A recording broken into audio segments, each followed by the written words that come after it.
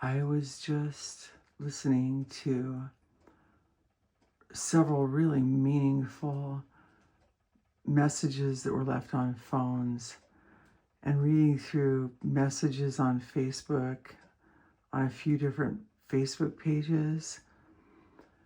And I never expected, the things that people have had to say have just made us burst out in tears. And I'm so happy that Jean can hear some of these things now, because that's what came to me last night. Gosh, I don't want to tell everybody he's gone and have them say all kinds of things that maybe would have been a tremendous blessing for him to hear while he was alive. And it's been really meaningful as I've shared these messages and things people have had to say. It's really moved him a lot. And it's been so meaningful to him. I just can't tell people enough that have taken the time to call and leave messages. I just want to say a few things about his condition. First of all, when you hit your head through a wall of fire, it's not easy to not have some kind of neck injuries, head injuries. It can be damaging actually just on the skin of your throat.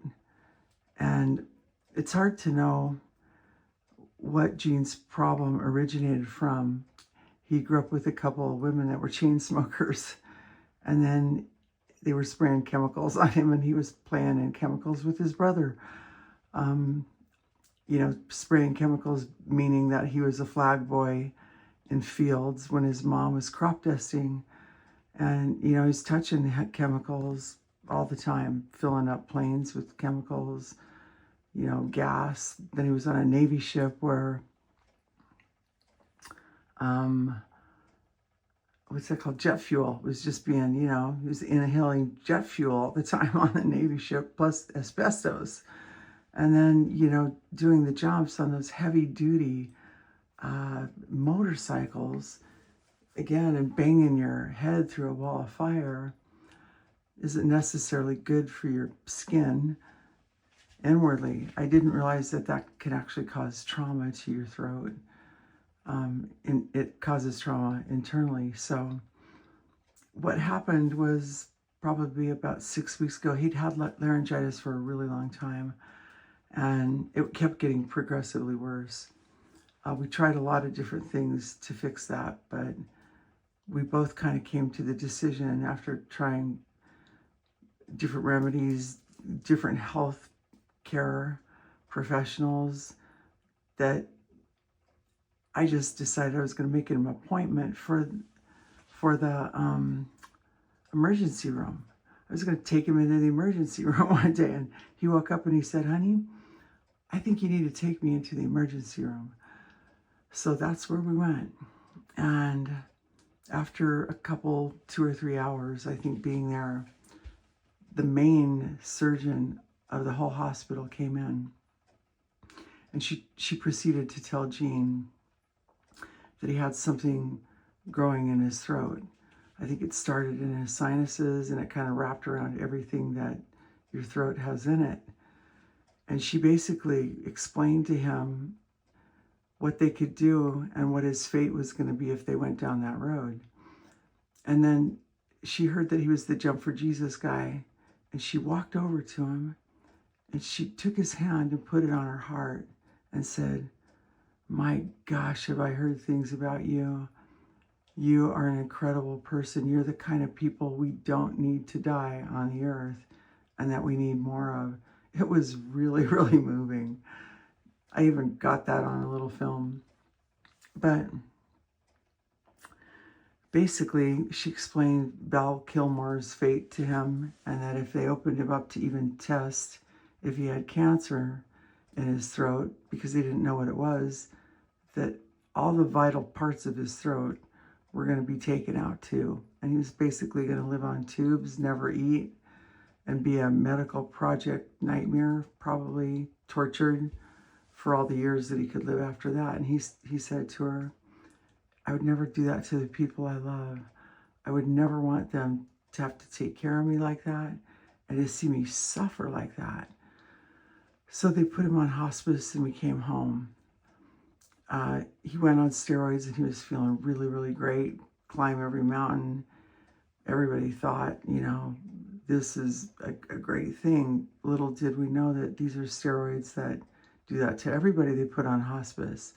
They make them feel like they can conquer mountains and, climb every stream and mountain. And, there's a crash and burn. So that's exactly what happened. He crashed and burned. And I don't think we realized that once you get to the end of these steroids making you feel good, they're killing you, and they're killing you fast. So the fall became quick, fast, and great. And we did buy some things that we thought might help pull him out of a crazy Ivan health situation, which was probably affecting a lot of different organs at this point, because this steroid gives you diabetes, unlike 400, like really high diabetes. And he had a problem with diabetes that he had been able to overcome, but there was always already damage from that, maybe to different organ systems too. So the handwriting's kind of been on the wall, especially the last few days. And I didn't want to tell everybody later that he was gone and hear all these things that people had to say, when maybe they could tell him now and it would do so much for him.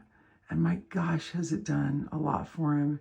He's cried getting your messages, and the things people have said have been so deeply moving. They've been like an angel flying him to heaven. I just can't thank people enough for taking the time to actually tell him what his sacrifice in sanctifying himself to the Lord has done for them. I really, really appreciate it. And it's been so meaningful to us. I can't thank you enough. So I'm kind of making a general message for everybody that left messages on his phone today that kind of wanted to know what was going on. I think, he said something to his mom about being in a plane crash. And he took care of her while she was dying. And he said, Mom, I was praying. And I want to know, did the Lord say anything to you when you crashed in the mountains and your plane was going down? Brand new plane she was flying, and it just died right into the blizzard, like, the cold of winter in the Colorado mountains. It looked like a very fatal situation. And, the whole plane was destroyed, but the seat that she was sitting in. And, she looked at him and she said, yeah, I heard this voice. And he interrupted her and he said, was it, Patty, I'm going to get you out of this? And she said, that's exactly what it was. Patty, I'm going to get you out of this. And, that's what I told him the other day. Honey, the Lord's going to get you out of this. And it's going to be glorious. And the things people have said about the final jump, I mean, it couldn't be more classic and perfect. And if you've ever heard his analogy of the jump, my gosh, it's so powerful. And to think that, he's going to make his last jump with a lot of people cheering him on is really, really moving. And again, thank you to everyone who has taken the time to reach out to him now while he can hear from you. It's been super meaningful, and God bless you for doing it. Amen.